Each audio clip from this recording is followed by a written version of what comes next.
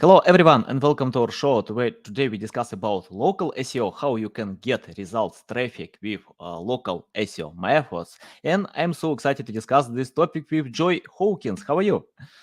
Good. How are you? Yeah, I'm doing great. Sunny day, positive mindset. For me, it's better to set up this mindset, and everything will be fine. So you can overcome all obstacles. And I often see your content online. You're super active with that to share new skills. I think content marketing is one of part of your strategy to share value as maximum as possible. Before we start, just tell more about yourself, experience, background, and why you decided to take this direction like local SEO, not international or any other stuff. Yeah, so I guess I didn't really choose it. It's just where I started. So I started in 2006 and I was originally in a sales position selling ads on Google to insurance agents. So it just so happened that I started working with local businesses. They had some realtors as clients as well. But that's where it started. And then Google Places became a thing. Well, I think the first year that I was there, and all of a sudden all of my clients were like obsessed with like, ooh, how do we get our business to show up in the map section on Google? And because they wanted it, I wanted it too. And I was like trying to figure it out. So I kind of self-taught myself local search. And then fast forward however many years it's been to 2022. And now I own an agency with almost 30 employees in the US and Canada. We're kind of focused on local SEO, serving small businesses with PPC and SEO on Google. Nice. And I can see that agencies that pay attention to one direction, they are more productive than someone who wanna achieve everything, to provide all SEO services and take social media, web development, design, anything else. So yeah, I love it. I'm interested about the first question. Can you tell what is the main difference between SEO and local SEO? Because I often see when webmasters use generic methods that work for all websites, but SEO is quite different. Can you tell more about that? Yeah, I feel like the lines are blurring a bit lately, but you think of local SEO as anything where you do a search on Google and it gives you local results. So it's not always the map pack. Sometimes, for example, you could do a search for Nintendo Switch near me. And like if I'm looking to buy Nintendo Switch, I might be looking to buy one online from like Amazon, which obviously is not local. But I also like Best Buy carries them and Walmart, and everything that they do is considered local SEO. So kind of think of it that way. I think the percentage of searches that show local businesses is quite high. I don't know the number off the top of my head, but I think Local SEO Guide, they have a tool that tracks it. And so we kind of deal with both sections, the, getting businesses to rank in the organic section as well as the local pack. So the usually 3 results beside a map. And the algorithms are different. So they don't work the same. I think a lot of people don't quite realize that, but like, you could rank really well organically and not rank in the map, and then vice versa. So they're 2 different beasts. I'm interested how to compete with Yelp or any other websites that can cover many regions like Zillow, Realtor, many websites. How to compete with them? Is it possible, for example, if some businesses pay only attention to one region or state? Yeah, it's tough. I'm not gonna lie. Like, especially in the real estate market with our realtors, like competing with Zillow and Realtor.com is very hard. They do a really good job at their SEO. So definitely challenging. It is doable. So seen it happen lots of times. But it's good to kind of watch those sites and see what they're doing and then try and mimic them. But also I think where small businesses have an advantage is it's hard to get content. Like when you're Yelp, your content is just your listings and stuff. So there's a lot of queries that it's challenging for them to compete on. Whereas a realtor has all this knowledge and stuff about, house sales and how things like that are working. And they would have more of that knowledge and more of that content than an aggregate site would have. Mhm. Okay, can you tell how to create the right strategy? For example, if my competitors are Zillow and many other websites, they can occupy the top 10 results. And if I need to get my part of trade, I don't want, for example, to take everything, just wanna get traffic and sales. Can you tell how to create this right strategy that can bring results? Mm-hmm. Yeah, so using Zillow as an example, we'll stick with the real estate sector. So one huge advantage I would say is that if you're a real estate agent and you're competing with Zillow, you have the map pack and they don't. So they can't show up in the local pack results. They don't qualify. So that's huge. So we focus a lot more on, getting real estate agents to rank for like realtor near me or real estate agent near me or real estate city, like real estate Chicago. Those sometimes return local results as well. And that's a section that they don't even, like Zillow doesn't even exist in. Same with like local service ads. Local service ads, Zillow can't compete there really. So that's another section that's, exclusively for the business owner, which is great. So I'd say focusing a lot on those two is good. And then on the organic side, usually we try to find keywords that Zillow is not competing for. So they don't cover every topic on their site. They're not ranking for every query. And we find it's obviously easier to rank for queries that they're not going after. So trying to find some of those like long tail keywords using tools like, Ahrefs or Search Console. Honestly, I spend more time in there than anywhere else trying to find like opportunities. But that will often work better for an organic strategy. Tell please about technical aspect. For example, if I am using Ahrefs or any other tools, how to find this gap that Zillow ignores, and I have some opportunity with that.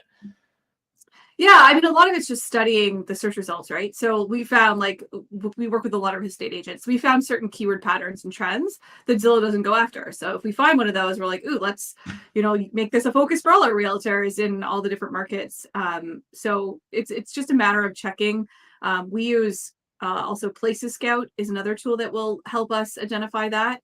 So they store a lot of data, but you could run a bunch of keywords in Places Scout, and then it'll actually list all your top organic competitors as well as your top map competitors. So you can look for, places where Zillow is not there, and use that as a tool.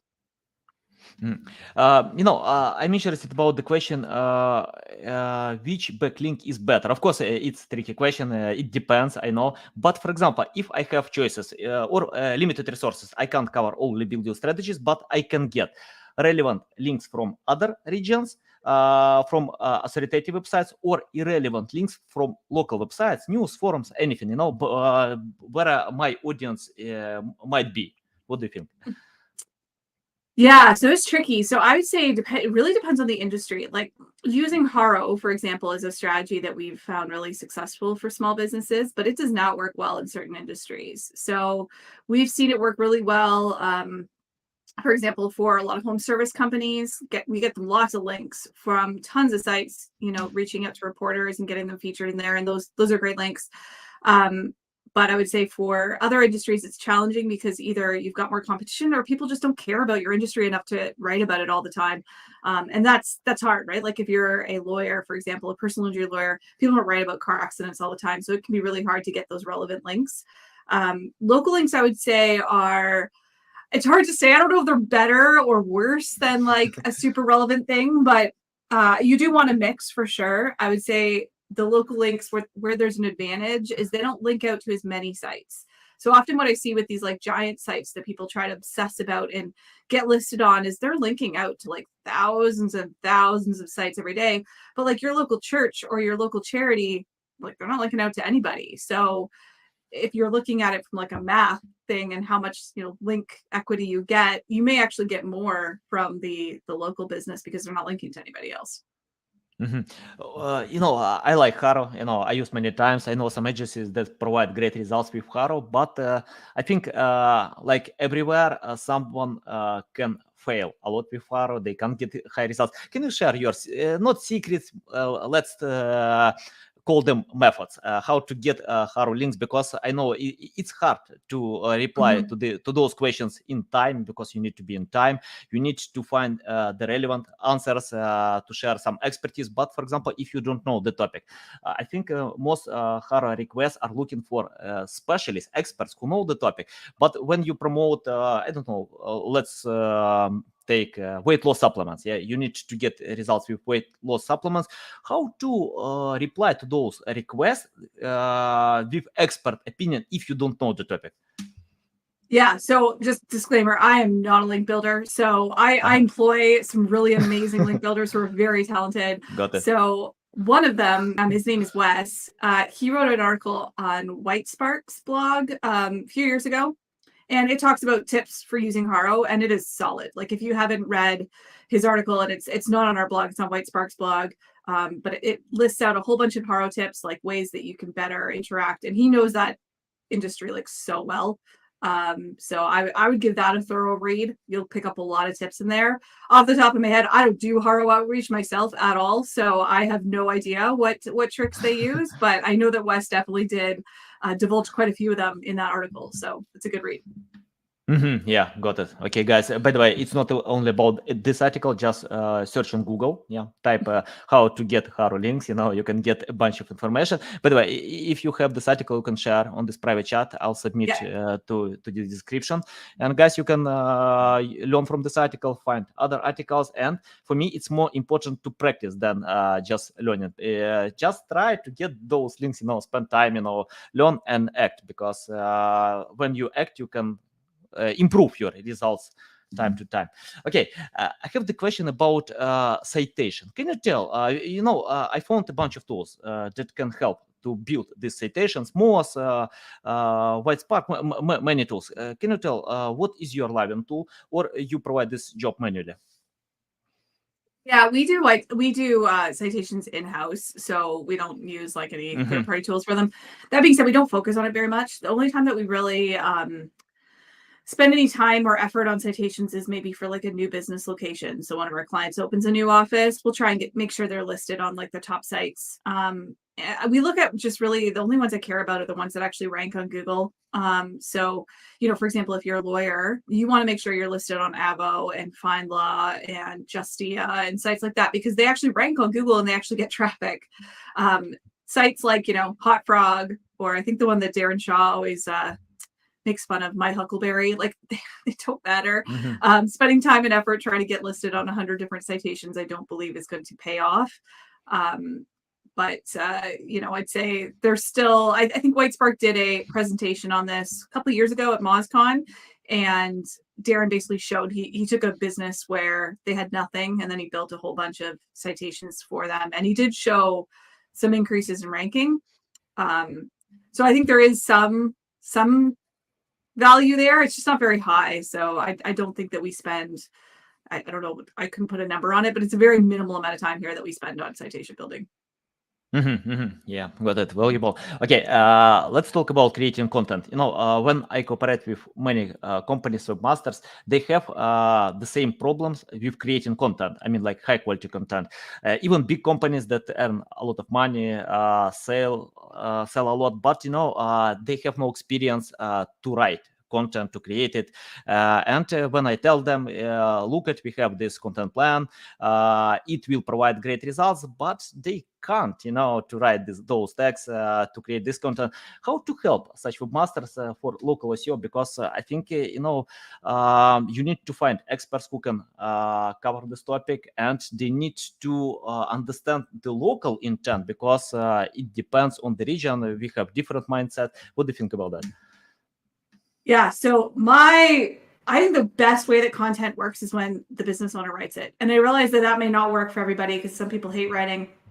But the best clients that we have that perform the best, the scenario is the client writes the content, we change it, like we edit it, we optimize it, we switch words around. Like, I always obsess over getting featured snippets and things. And the order of words matter, how you word it, how you phrase it, if you use a list or not, an ordered list, a non-ordered list, like things like that all matter. But like the business owner's not going to know that.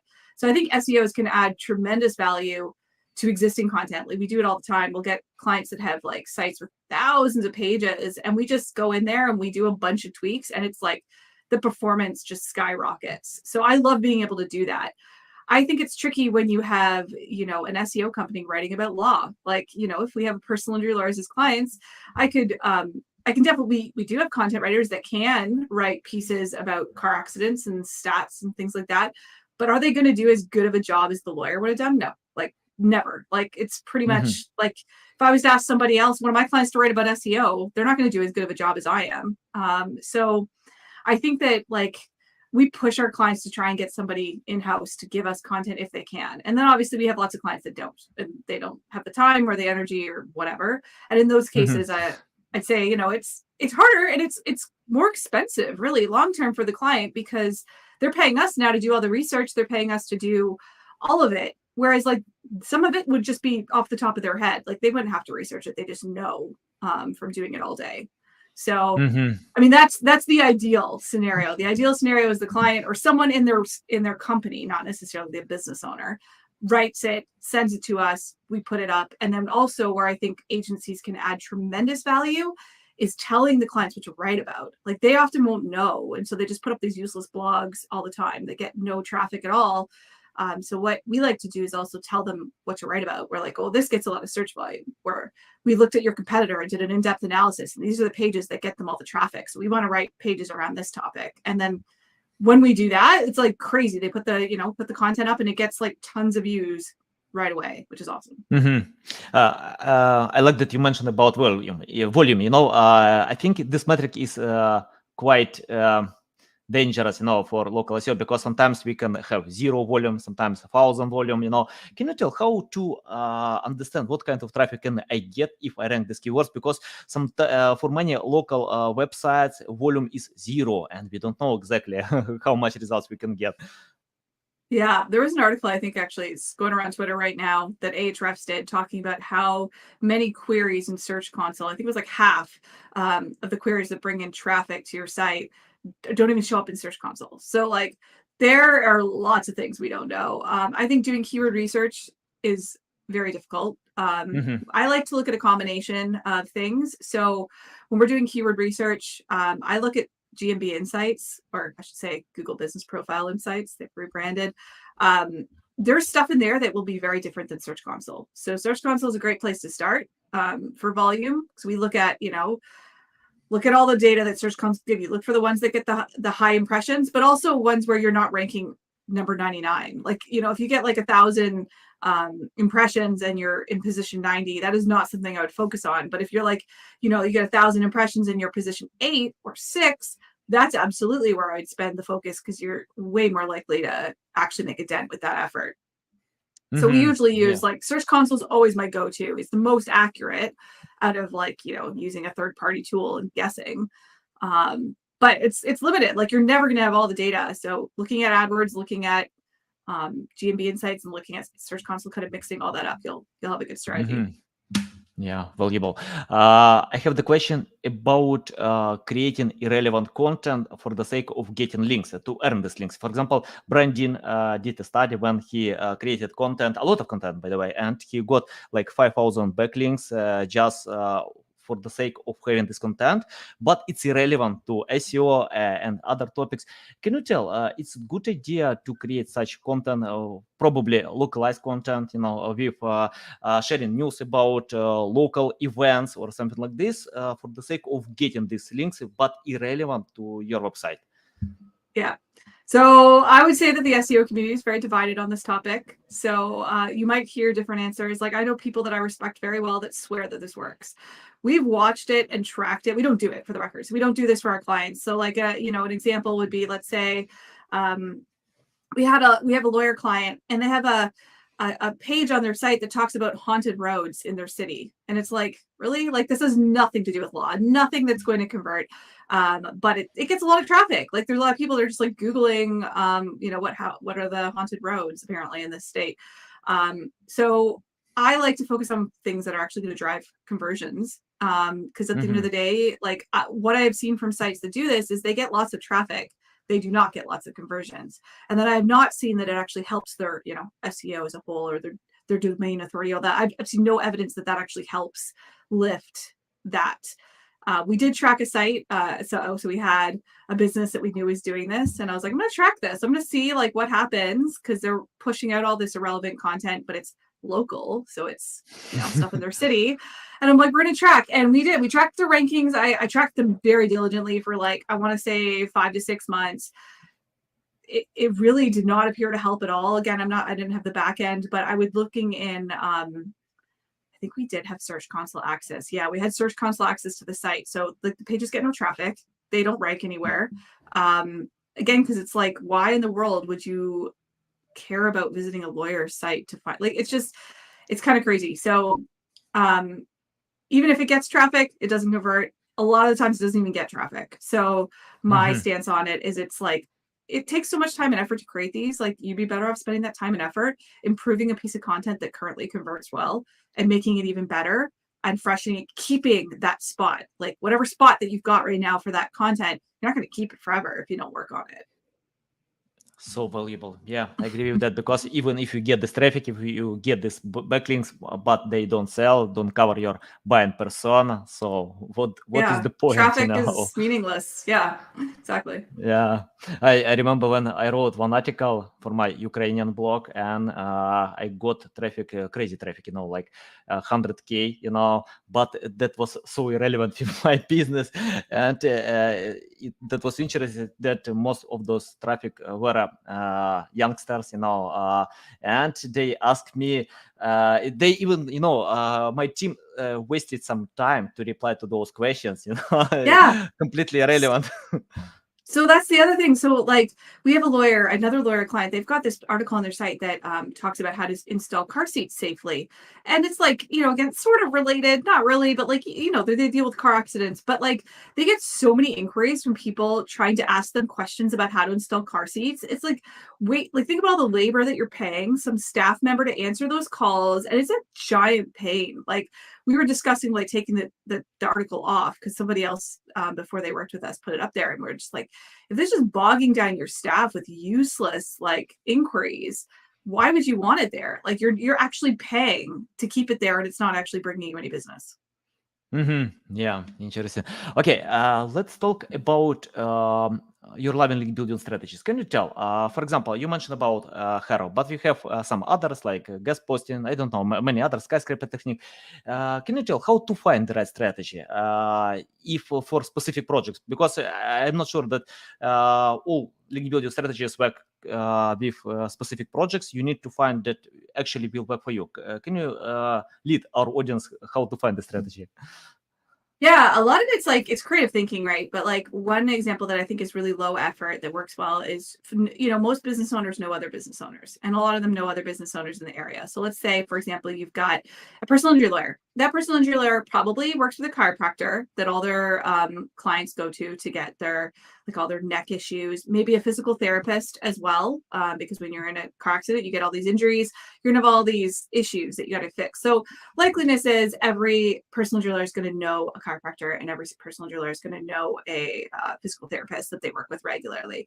So then, like, writing an article for that physical therapist, why I think this works better than like your traditional guest posting, which I believe is just so, like, as a strategy, we've tested that out. We spent, like, a lot of money buying guest blogs, seeing if it worked, because I wanted to know if it worked. It did nothing. Like, it didn't improve organic rank, didn't improve. And I think we bought like 6 or 7, like, not a lot, but enough to know, like, okay, like, a small business owner, they're not going to spit out $50,000 on links. So let's try like 1,000 or a couple thousand and see what that does. And we saw absolutely nothing from those. That's different than writing an article of where a local chiropractor, let's say, who's actually going to probably get traffic to that page that's local and relevant.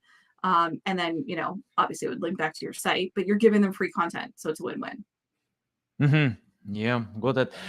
You mentioned a few times, many times, by the way, about lawyers. Can you tell how is important EAT? Because we know that your money, your life can impact to our results, and lawyers are, it's related with EAT. Can you tell more about that? I'm not a big fan of the whole EAT thing because I think it's so ambiguous. Like, how do you, what is it? Like, can anybody even define it? Like, I guess like an idea, but I'm like, if you want to improve your EAT, I feel like, how do you do that? Like, a lot of people don't actually have practical things that they say that you do. Like, I've heard, author bios. And then, like, has there ever been a test that those help? Like, does that actually help improve your ranking? So I think for me, what I translate quality, I just say quality, I don't say EAT, but like quality content, what we do as a practical tip, like something that we do a lot of, is I look for pages on the site that get either no traffic or very little traffic, or they're like really low quality. Like, my colleague Carrie did a presentation a few years ago talking about this site she worked on. And this one is, again, another lawyer. They had, I think, 50 different pages that were set up to target Social Security disability insurance, I think, on like 50 different cities. They had the same crap just spit out over and over again, but like swap out the city, and like it was barely any different. So we took them all down. They didn't get any traffic, and they don't rank anywhere. So that's, key things you need to look at. Mm-hmm. So we took them down and we redirected them all to the one main page for that practice, and we saw huge lifts in their local rankings. So that's often what we do when it comes to like improving quality, improving stuff. Like we look for, if you got 1,000-page site and only 50 of your pages are actually delivering traffic conversions, doing an analysis on the other pages on your site, figuring out, do you need to refresh them? Do you need to make them better, or just get rid of them? Like, content for the sake of content is not a good idea. So we often do that to try and increase the quality. I think that strategy works well. Every time there's core algorithm updates, we have parties here. Like, it's great. Like, I love seeing core algorithm updates happen, because if you're doing the right stuff and you're working on your improving quality, then you should see increases. If you're not, you're probably doing something wrong. Nice. Yeah. You remind me when I started my SEO journey in 2008, and my team created content for the sake of having it. We created a lot of content for Google, and we ignored user intent, we ignored customers, and that went well. We got a lot of traffic. That was fine. But once Google decided to change the algorithm, we lost everything. That was dropped, and we started to learn more about SEO. We got it. We can't go ahead just with simple methods, generic methods. And I had only one strategy: to buy more backlinks than my competitors. And wow, traffic was crazy.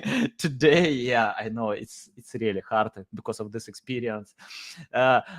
Okay, I have the question about user intent. Can you tell how to learn user intent for local SEO? What is the main difference between user intent for I don't know, like national websites or international? What do you think? Well, I would say, like, since most of the businesses we're working with aren't e-commerce, I have found that like things like site speed aren't as big of a factor when it comes to like things you want to focus on, right? So like we've taken lots of sites, or we've had developers, for example, increase site speed on sites where it's noticeably different. Like, it was horrible before, they increased site speed, and then we look to see like how that actually impacts, their conversions and how it impacts the ranking, and we see very little movement. So I think that's something where if you're Amazon, oh my goodness, that stuff matters so much. Like, increasing site speed, or like, making your user experience a little better could literally mean millions of dollars. Like, so that's something that I think is a little different with small businesses. Other than that, I'd say it's the same. Like, you want conversion points. You want to make sure you have like things like chat on your site, which a lot of small businesses don't. So, having all those different ways people can contact you. As long as you have that, and you don't have, massive intrusive pop-ups like everywhere that drive people insane. It's a lot of the best practices are the same. Mm-hmm. Yeah, love it. By the way, Amazon, I check out one study that Amazon can lose 20% of conversion rate for each second of loading. That's why they invested crazy money to increase site speed, I $1 believe it. billion each year. Yeah. So Yeah. can you tell, okay, if websites have no resources like Amazon, most of them, probably 99% have no such resources. Can you tell how to increase site speed with hostings that we have today? Yeah, so having a good host is definitely important. So, I mean, we try to ignore, I'm not going to name them, but there's a lot of the cheaper ones we kind of have in our blacklist. So we ignore Even those. free. Yeah, there's quite a few. So like, having a good host, like something reputable like what WP Engine, I think is really important. There are some plugins, the names of them are not coming to my head, but I know there are some plugins that you can pay for that are like crazy good, like really, really good at reducing like issues and making your site lightning fast. That being said, again, we've tried some of that, like, and I really don't see, like, it's hard to come back to the what did this do, like, other than increasing site speed, what did this do? We've tried measuring it, but that being said, like, we measured it, months later, didn't really see much of an increase. Amanda Jordan recently did do a case study over a year, so much long period of time, talking about like a local site that they did site speed optimization for, and it did make an increase. I've never tracked something that long. So like in my findings, we kind of were like, doesn't do a whole lot. Content, on the other hand, like we see results like immediately, like really fast, and like I love that. So it's kind of hard to balance it. I'm like, if you have a good site speed, then you're probably fine. Nice, nice.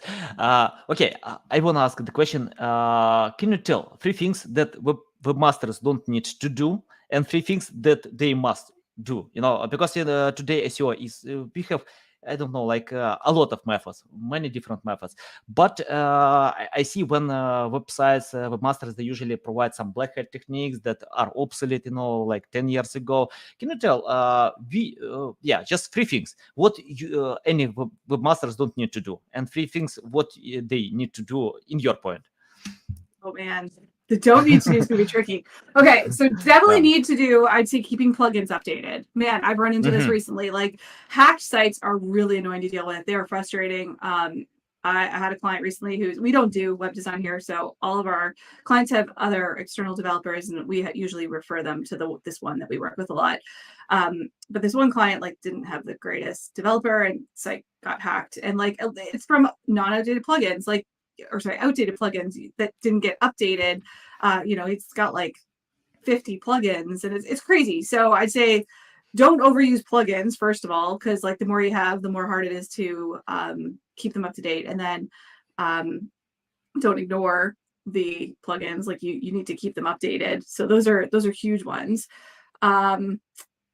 Trying to think of things that people do spend too much time on. I honestly do think that site speed, core web vitals, things like that, they're really, in my opinion, like overblown. I think SEOs like to focus on them because they're easy for SEOs to do, and like especially people that are really good with technical stuff, they can go in there and no business owner is going to know how to do it. So like it sounds like a good value add, but at the end of the day, I feel like for what we've seen, if we spend tons of time on that, it doesn't produce the same type of results compared to what we see from other efforts. So we really don't put a huge focus on that as far as what to spend time on. So I would say that developers probably don't need to spend as much time obsessing over that. Trying to think of what else. Blogging for the sake of blogging would be another don't. Like, don't have a quota for how much content you need to get out there. Like, I need X number of pieces of content per week or per month. That would be another thing I would axe. I'm trying to think of a third one. I think I only gave you two for each. So those are the ones that are coming to mind, though. Yeah. Yeah, well, valuable. Okay, I have the question about can you tell how to learn SEO today, especially local SEO? For example, if you started from scratch without any experience, skills, knowledge, what will you do to learn SEO, especially local SEO? Sure. Yeah, so reading, I would say, the Sterling Sky blog, first of all, we have so much stuff on there. So you want to read through our blogs. They are meant to be informative. They are not salesy. They shouldn't be anyways. So reading those, we get a lot of stuff on there as far as reading goes. They're all very specific to local SEO. So if you want more generic SEO knowledge, which you need, you have to know, what a title tag is and things like that in order to do local SEO as well. So Moz, I would say, is my go-to for education when it comes to that. And I'll say conferences. Conferences are huge. Meeting other people in the space, networking, going to sessions. I'm biased. Okay, so we totally run a conference, just big disclaimer. So Local U is the name of the conference that we put on. We're back to doing them in person this year. So we have our next one in Denver in July. So, come to Local U. We give out a lot of stuff at that conference, like a lot of tips, a lot of things. It's meant to be, though, for people that are like somewhat versed in SEO. So it's probably not great if you like literally know nothing. You might be kind of lost. And then forums. Forums would be the one that I would throw in there. I learned a lot about SEO through forums, and I realize it might sound like a dated thing because it's like, well, people still use forums. Forums, insert whatever. Facebook groups, I feel like are I wouldn't use Facebook groups. The vice you'll get in Facebook groups is kind of shady. So I would say forums. We run the local search forum, which is free. So feel free to check that out if you're wanting to ask a question. You'll get lots of answers. And there's some good ones, like Moz has a community forum that's also decent. There are some also shady forums. So you got to make sure you find good ones. Okay, got it. Can you tell about the future of SEO? Forecast this future. What do you think? Because we have many things are coming, like metaverse, many other stuff, and some community thinks that this techniques can destroy SEO because people will use I don't know, glasses, anything, and we don't need SEO. What do you think about that? My goodness. Yeah, no, I do not think SEO is dying. I think that's a ridiculous myth that's been floating around for way too long. I do think that SEO is changing. It's always changing. You got to keep up with things. So if you don't like change, this is the wrong industry to be in. Like, honestly, you should not be in this industry if you don't enjoy challenges or if you don't enjoy change. So I think that kind of trends we're noticing is definitely it's becoming more visual. So the importance of images is becoming more and more important, which is a challenge. So, trying to get a plumber to get you good images is not easy. But we're seeing more images straight on Google. We're seeing images impact ranking, like lots of things like that. And then same thing with video as well, like, seeing more and more video search results for local queries. And I think that is a trend to definitely watch out for. And I would say on the ad side, local service ads, if they're not in your industry yet, don't assume they're not coming. Like, I think Google's expanding those. They've been pretty public about that. So I expect that they will be expanding those to lots and lots of other verticals that don't have them yet. Yeah, interesting. I think if we check out how SEO is growing, we see like this, so it will not be dropped in one day, without any traffic because SEO is that. So it takes time, to change habits. And I remember when SEO community discussed about voice search, it can destroy SEO. People will use voice, but for some time, I don't see any these topics. No. Probably we have it. Yeah. Do you have a Google Home? This is why I ask people like who say that. I'm like, do you even have a Google Home? I'm like, and anybody that has a Google Home or an Alexa or whatever in their house, they don't use it to research like a lawyer or to research what dentist they should use. Like, I use it to turn on my lights and I use it to turn on my TV, or like, if my kids and I are arguing about a statistic and I'm like, I need to know what percentage of blah, blah, blah. Then I will ask my Google Home, but I'm not like, hey, Google, I need to hire a plumber to come out to my house. Can you find me one? Like, yeah, I've never done that. Yeah. I have the question This about came back from AI. a What do you search. think about AI? Do we need to use AI today to create content? Because John Mueller replied many times to this question, don't do it because AI is crappy. You can't create high quality content. But many masters are using, by the way, I'm using as well, but I spend some time with editing. It's hard to get high results with AI, but it definitely can help to I don't know, to increase your speed of writing content. What do you think about AI? Yeah, we tested out a bunch of tools. There are some good ones out there. Let me tell you, you absolutely cannot do it if you're not editing it after. That's one thing I'll say. It was actually funny. Somebody ripped off an article recently that Moz posted, and I was quoted in it. And you can see it was written by AI because they replaced all these words. So instead of Joy Hawkins, I was Pleasure Hawkins. I'm like, this is the problem with AI. Like, that makes no sense when you read it, but it was funny. So AI is like really far from perfect.